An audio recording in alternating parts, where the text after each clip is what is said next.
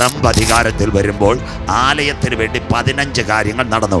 എല്ലാവരും കേട്ടോണം. 1, 2017 ട്രംപ് ജെറുസലേമിനെ ഇസ്രയേലിന്റെ തലസ്ഥാനമാക്കി. ഒന്നാമത്തെ കാര്യം.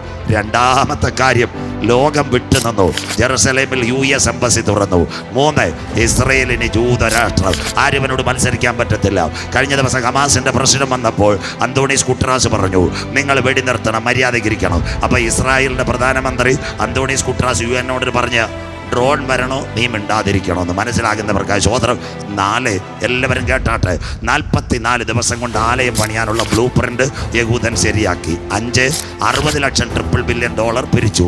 6, ഏറ്റവും നിർണായകമായി മിഡിൽ ഈസ്റ്റിൽ ഒരു കമ്പനി ഏൽപ്പിച്ചു, ടീമാൻ ബെയർ. 7, ഭൂമിയുടെ അടി ചെക്ക് ചെയ്യാൻ ഹാൽക്രോ കൺസൾട്ടിങ്. 8, യെരുശലേം ദൈവാലയത്തിന് വേണ്ടി ചുവന്ന പശുക്കൾ. 8, 9ാമത്തെ സംഭവം, അമേരിക്കയിലെ ടെക്സാസിൽ നിന്ന് ചുവന്ന പശുക്കളെ ക്ലോണിങ്ങിൽ കൂടി കൊണ്ടുവന്നു. 10, ഏറ്റവും നിർണായകമായി യഹൂദന്റെ തൽമൂദ് 300 കുഞ്ഞുങ്ങൾ പഠിച്ചു.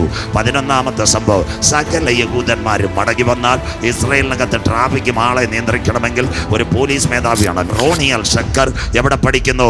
ബ്രിട്ടനിലെ പോലീസ് കോളേജിൽ പഠിക്കുന്നുണ്ട് ഇസ്രയേലിലെ പോലീസ് മേധാവിയാകാൻ. 12ാമത്തെ സംഭവം, ആലയത്തിനകത്ത് പുരോഹിതന്റെ ശരീരത്തെ ധരിപ്പിക്കുവാൻ മാർബറക്ക് മെഡിറ്ററേനിയൻ കടൽ ഒച്ചിനെ കൊണ്ട് ഇസ്രയേൽ ഉണ്ടാക്കി കഴിഞ്ഞു. 13ാമത്തെ സംഭവമായി കഴിഞ്ഞ ദിവസം ഒരു ഹനൂക്ക ഫെസ്റ്റിവൽ, റോഷ് അഥവാ ചുവന്ന പശുവിന്റെ യാഗപീഠത്തിന് അറുത്ത് കഴിഞ്ഞു ആലയത്തിന് വേണ്ടി. 14ാമത്തെ സംഭവം, അക്കമിട്ട് വചനം കേൾക്കണം. കോവിഡ് കാലത്ത് 14ാമത്തെ സംഭവം നടന്നു. ആലയം പണിഞ്ഞു കഴിഞ്ഞാൽ അതിനകത്ത് സ്തോത്ര കാഴ്ചയിടാൻ കാണിക്കാം.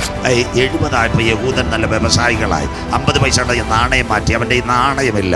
പക്ഷെ കോവിഡ് കാലത്ത് ബെഞ്ചമിൻ നെതന്യാഹു 20 വയസ്സിന് മേളിലുള്ളവർക്ക് എല്ലാ വീട്ടിലും കൊണ്ടു കൊടുത്തിരിക്കുന്നു നാണയം, ആലയത്തിനകത്തിടാൻ. അരശേക്കൽ കൊടുത്ത്. 14. 15ാമത്തെ സംഭവം, അക്കമിട്ട് കേൾക്കണം. കോവിഡ് വന്നു. അന്ന് ഇസ്രയേൽ പറഞ്ഞ ആർക്കും മടങ്ങി വരാം.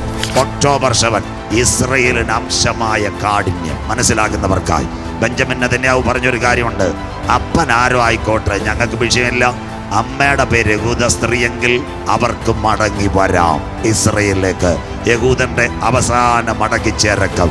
ആമോസ് 9:9, അരിപ്പ കൊണ്ടരിക്കുന്നത് പോലെ ഇസ്രായേൽ ജനത്തെ സകല ജാതികളുടെ ഇടയിൽ ഞാൻ അരിക്കും, ഒരു മണി പോലും ശേഷിക്കാതെ മടങ്ങി വരും. ഇതാ ഒക്ടോബർ 7, 1 വർഷം കഴിഞ്ഞു, സകല യഹൂദന്മാരും മടങ്ങി പോകുന്നു.